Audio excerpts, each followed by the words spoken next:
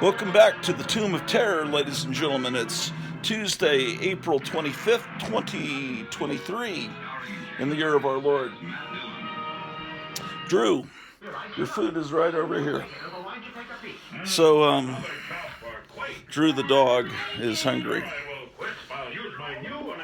So, yesterday, I was walking Drew the dog and found that I had a package I wasn't expecting in the mail.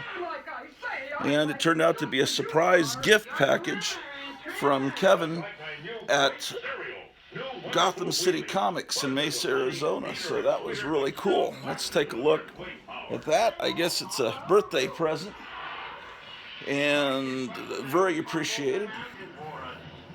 So, also got a really cool present from Steve, Charlton66, and I'll show you that too. Trying to figure things out here.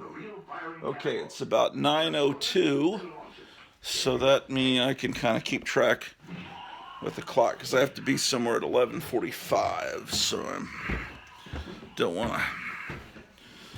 I've got to watch the time.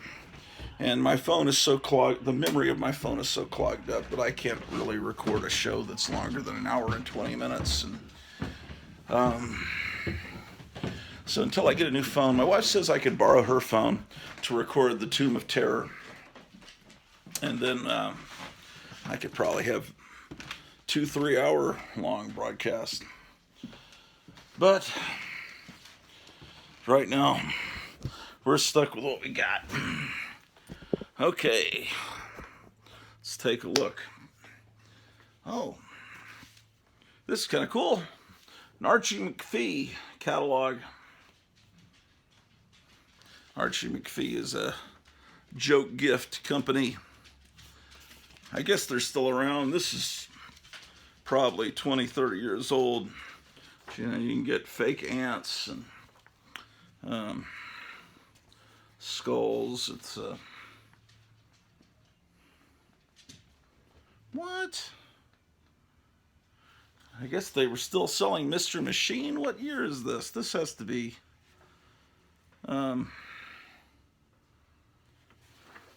look, you can get a brain there. That's pretty neat. I'll be doing a live. Dang. I'll be doing a live stream about 4:30 or so, something like that today. So come on back to the Tomb of Terror. Look at all this stuff. Fake cheese, all the stuff they used to advertise in comics. So in this catalog, I think this catalog was given to me by my friend Ryan a long time ago. Look at that.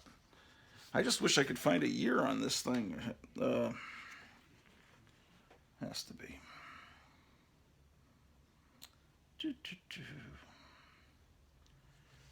Archie McPhee. Well, I'm not going to spend that long looking for a date. I assume it's from the mid-90s. That would be a good guess. Well, one thing sent to me by Kevin at Gotham City. This issue of The Amazing Spider-Man. Now, to me, it looks pretty good. He told me on a live stream that this one is not in very good shape, that it's barely holding together. I was kind of charmed though when I saw the signature on it. It's not a signature of any of the creators of the comic. It's a signature of whoever owned the comic.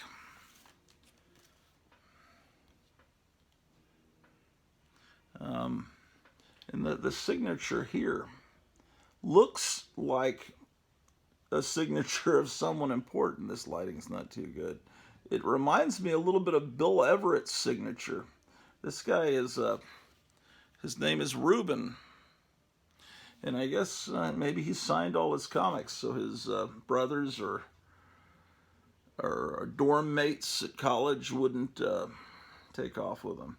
Anyway, it's Spider-Man 64. It's got a little tape on it. Let's see.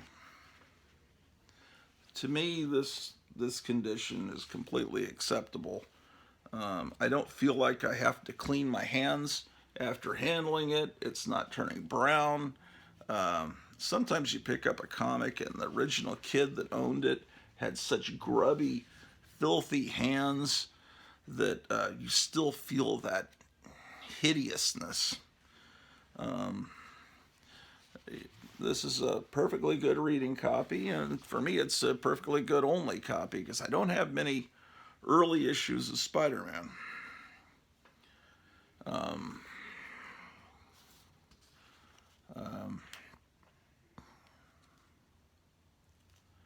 So this is a really tremendous gift, you know, because I love the Amazing Spider-Man from this era, from the 60s, the Steve Ditko, and then John Romita era. And then, of course, I started reading Spider-Man in the early 70s, so this was all before my time.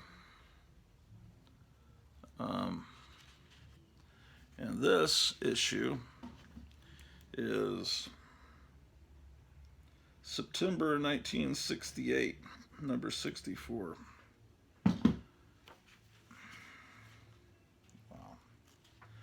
Yeah, Kevin, I really appreciate this. You know, this is just a great birthday gift. And then, because I was like, when I saw that he had that, he just put it in my pile. Oh, that was the thing, you know, on Saturday night, he had gotten in some funny animal comics, Disney and Tom and Jerry and that kind of stuff from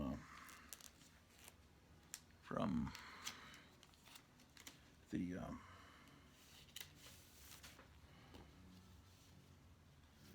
anyway, so Graphic Man and I were, you know, we kind of picked out which ones we wanted, and I said, well, put that with that Spider-Man that I saw last week, and he says, well, and he says, I don't know where that Spider-Man is right now, but I'll find it. And the reason he was saying that is he secretly already mailed it off to me as a secret birthday present, and so that was really slick. He says, I was thinking, oh man, put it with, because at the time I saw this one, and then there were two coverless comics that these aren't in these are in kind of grubby bags, but you know what's cool is Charlton 66 just sent me a whole bunch of bags and boards. Let me show you. So it's like perfect. Yeah, sent me these bags and these boards that he'd gotten from Amazon, which I never even thought about using Amazon to get bags and boards since I don't live really that close to a comic store. I can't just drive down the street like I could in the old country and get bags and boards. So I was thinking I'm gonna have to drive an hour to get bags and boards. I didn't think about what about Amazon can just Amazon's closing is shutting down everything, and pretty soon we'll just be stuck in a Matrix style pod, and Amazon will deliver whatever gruel or bugs that we need to eat and just inject it right into our veins possibly. Anyway, so this is great. So I got these bags and boards, and then he also sent me some bags for paperbacks, and he told me his secret agenda was he wants me to pick out, you know, he wants to watch me on camera pick out my favorite paperbacks to put into the sleeves, because that'll be fun for him to watch. And then also he wants to watch me bag and board comics. So by sending me the bags and boards that provide, you know, it provides entertainment. That's cool. These are coverless comics, and this one, you know, is April, May 1965, and it's Tales of the Unexpected. And I just thought, you know, I don't know what, I can look up and see what the cover it really looks like on this, but this does not have a cover. But it will be fun to read. Oh, I like this ad. Space Explorers. Isn't that great?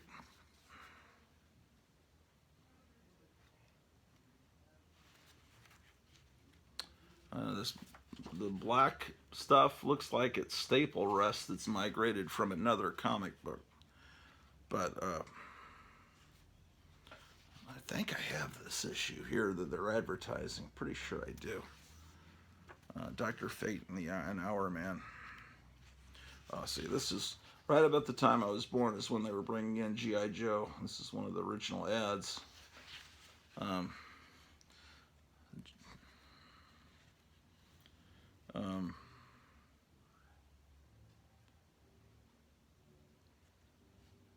They had, at the time they called them, the term action figure had not been coined yet.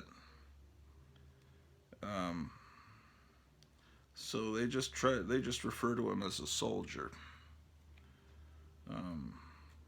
When in reality it was a doll, and you know, my oldest brother did not like G.I. Joe because he realized it was a doll, and my other brother, the middle brother of the three brothers, me being the youngest, they had lots of G.I. Joes because you know. But anyway, just a matter of but they came up with the term action figure, so it made it all right to be, you know, dressing up a doll.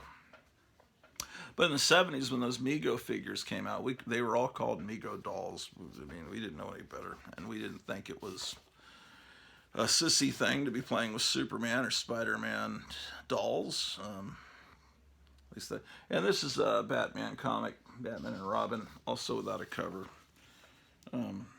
It came in the package yesterday. Number 157 from August of 1963. So, just fun reading. No cover. Just the great artwork. The Batman comic changed in its look in 1965, and they started to, at that point in 1965, they started putting the yellow oval around the bat on his chest, and they called it the New Look. And the stories were made to be a little more sophisticated, with where he was actually more. They played up more that he was a detective, and there was less of him fighting monsters and going to other planets and things. And they tried to ground and change the artwork and make it look less old-fashioned to the kids of the 60s. They did that in 1965, and then in January of 66, the Batman TV show came on the air, which was based on the comics more of this era in the 1950s. The look of everything in that TV show, right down to the opening credits, the animation in the opening credits was made to look like the older Batman. The only thing they took from the New Look Batman was the oval around the symbol. And so the comic tried to change to be more like the TV show, so that only 1 year experiment of becoming a little more sophisticated kind of was thrown out the window until Neil Adams came in around the time that the Batman TV show was canceled. In the next room, the dog is on the same bed as the cats, and it doesn't seem like either of them are relinquishing the bed. Let's see what's going on. No one's gone running, so maybe they'll get used to just hanging out in the same bed. Let's see what's going on.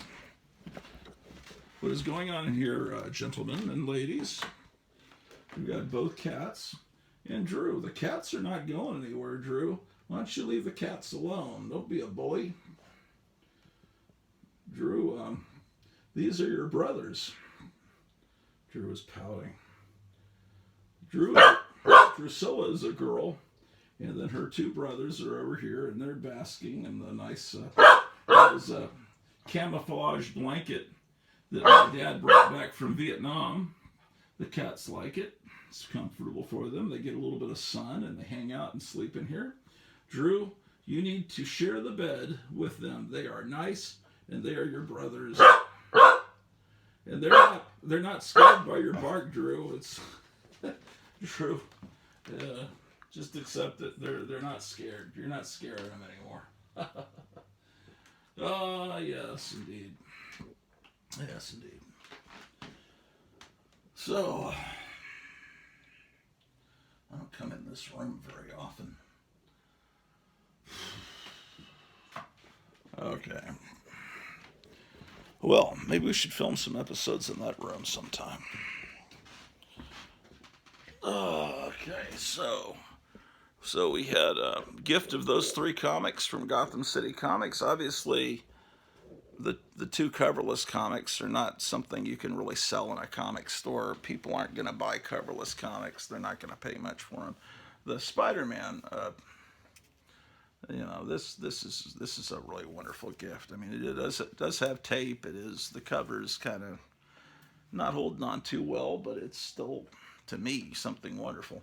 But that's not it. He also sent me some of these things. Look at this, man. He sent me an issue of Cinefex, and which is a magazine about special effects in movies. And I'm guessing this issue covers Greystoke, The Legend of Tarzan of the Apes. I'm thinking, because that's, I'm trying to remember what movie the apes looked like that, and I think it was Greystoke. Oh, on the back, it's covering An American Werewolf in London. Okay. Yeah, this is a great magazine. It's kind of made for people that are professionals. Let's see. Is this Greystoke? Let us see.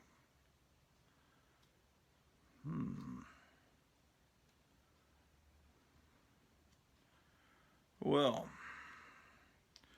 it's got all kinds of stuff. Oh, it's all about. The whole issue. It looks like the issue is about Rick Baker, and the issue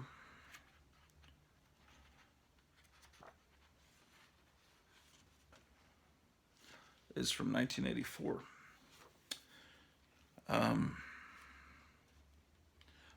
Yeah, it's all about all the art, all of it's like his whole career. It's alive.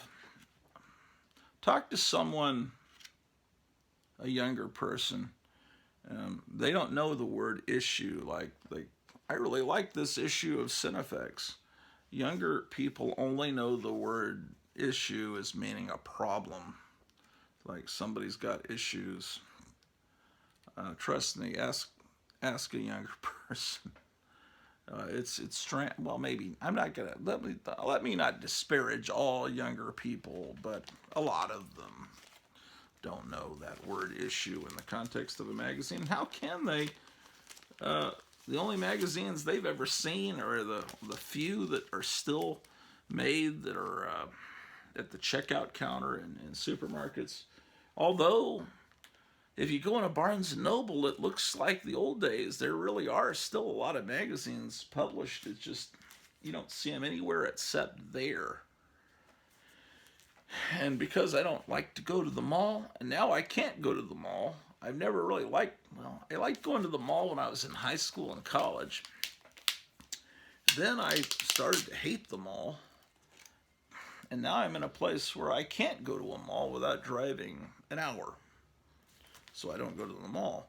But at a Barnes & Noble, you'll be able to find that there is a magazine currently in production that does a good job of simulating the old Famous Monsters of Filmland magazine. And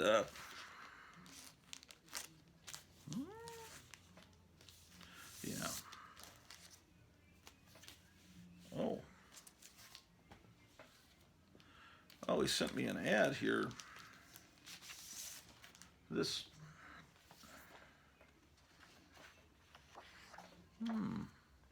Oh, okay, so this ad shows t-shirts you can get. That would be an outstanding t-shirt to get.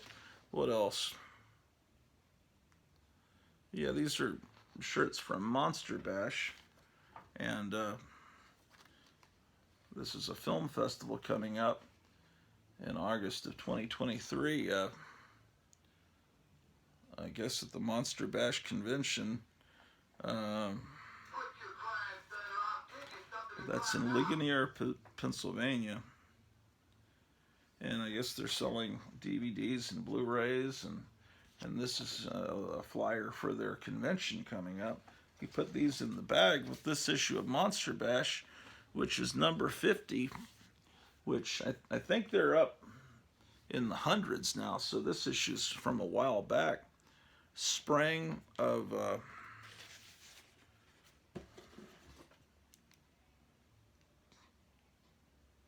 no, this must be now.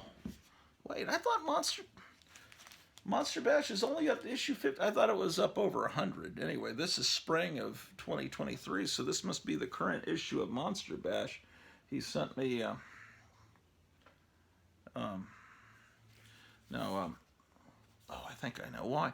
I'm working with Kevin to do a full page ad for his store in this magazine, and so you can see the ads in the back are pretty good simulation of the ads you would have seen in the old famous Monsters of Filmland, including these ads for other books. This is their ads for their magazine that's made to look like Vampirella. It's called Vampirus Carmilla. And this is their magazine that's made to look like Creepy, called Shudder. They're printed on slicker paper. And here are all the ads for the back issues of Monster Bash, which are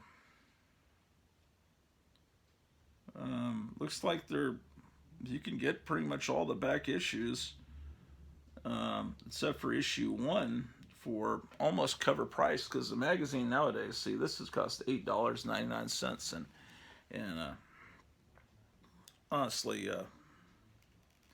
magazines, that's kind of cheap for a magazine now. I've seen someone brought back the actual famous Monsters of Filmland, and that's, I think, still being published, and I saw that was like $12, $13.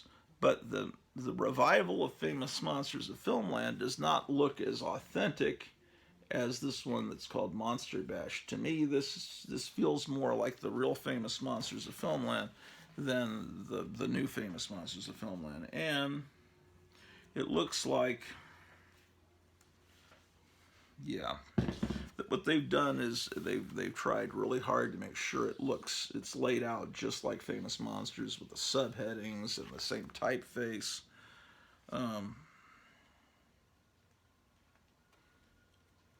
Now, I'm kind of skimming what I'm reading. Okay,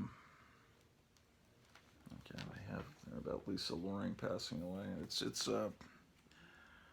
It looks like the writing is a little more sophisticated. Forrest J. Ackerman really wrote towards 8-year-olds. Yeah, the writing in here is more aimed at people that read this as kids. It's Monster Bash is truly, and I haven't really paid attention, and I haven't even noticed this magazine that much until just in the last few months, because I don't really see it, and most comic book stores don't carry it because they figure people aren't interested, and I guess for the most part the people that go in comic stores maybe aren't interested. Again, I'm still trying to find a place to put this wonderful sign that I bought recently. Recently being last October. Not to me, that's recent. And he sent another Monster Bash. Oh man, this one's issue 5. Let's see what it was like way back at the dawn of its publication. Let's see. So time, we're 25 minutes in, so that means it's around 9:30. I don't have any working clock in this room, but I definitely have to. Yeah, it's beautiful. Okay, this was 2006, and they're on issue 50 now. Sixth. Uh,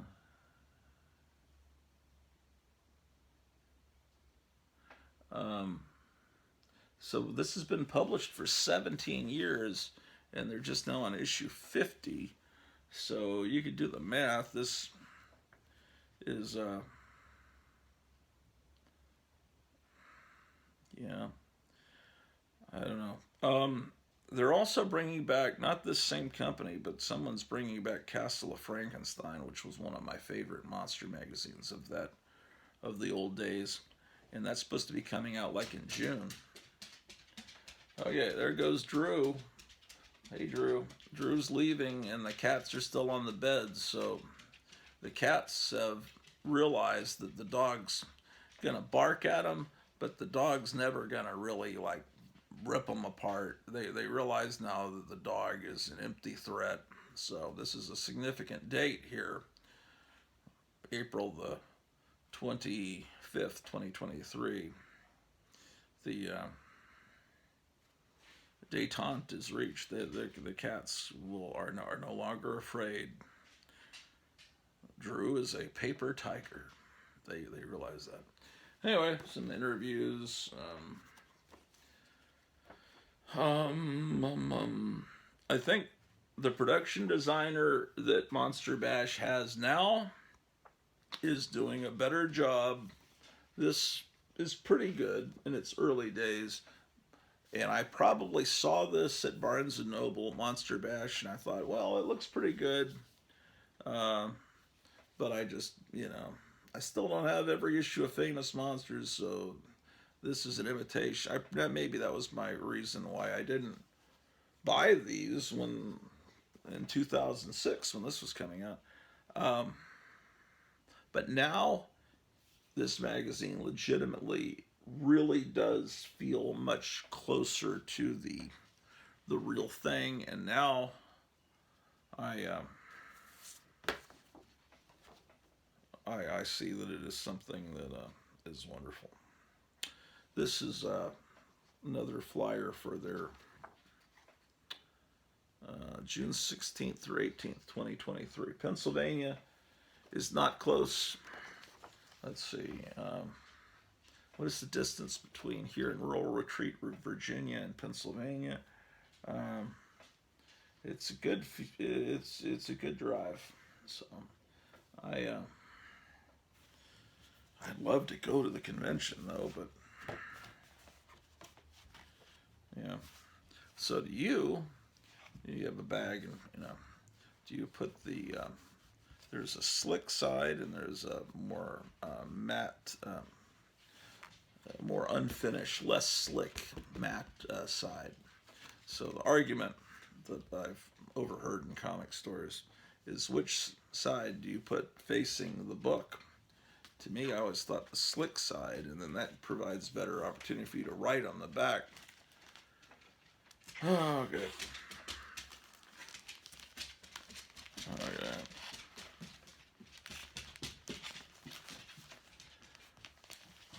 Well, how about this? How about that? How about the other one? Okay, so that's Kevin at Gotham City Comics sent me a couple issues of Monster Bash, and that Spider-Man, the Cinefex, and 2 wonderful coverless comics. And so that's exciting. And then John Goris, a few weeks back, sent me this Dr. Spectre. So let me put that over the comics. He sent me this issue of Movie Monsters. I showed you this already. This is also a Famous Monsters imitation, but one from the mid-70s from Atlas Seaboard, the company that came along for part of 1975 to imitate Marvel. The layout inside is not quite as good. I mean, you've got this empty space here that really serves no function. This spread is laid out better. They've got a wonderful little centerfold. This is Miss April. This is a great magazine. It's just at the time, the Real Famous Monsters is being published. They have their ads in the back, which are great for the Planet of the Apes model kits, some of the Aurora Glow kits, but some of the superhero kits were being reissued then, the Star Trek kits. You know, I bought that kit again. I had it as a kid, built, it was never painted. Now I bought it again a few years ago. I still need to build it and paint it. So that's great. Fantastic. And he sent me this Monster Times EC issue and a couple of Castle of Frank. I'm going to like put my eye out with these books. So I'm sorry, I'm covering up Raquel Welch's face. This is a great issue with a Stan Lee interview and all of that. So fantastic. So I'm starting to consolidate all this stuff. Oh, and then I was sent these wonderful Deadly Hands of Kung Fu magazines by a guy who lives nearby here in Virginia, Stanley J. Kirby. Okay, fantastic, amazing, incredible. And these rock and roll comics as well. He sent me. Brian Jones coming back from the dead on that cover. Did you ever think you'd see Brian Jones coming back from the dead on the cover of a comic book? Pretty neat. All right. Incredible. Okay, this is the mail I got yesterday.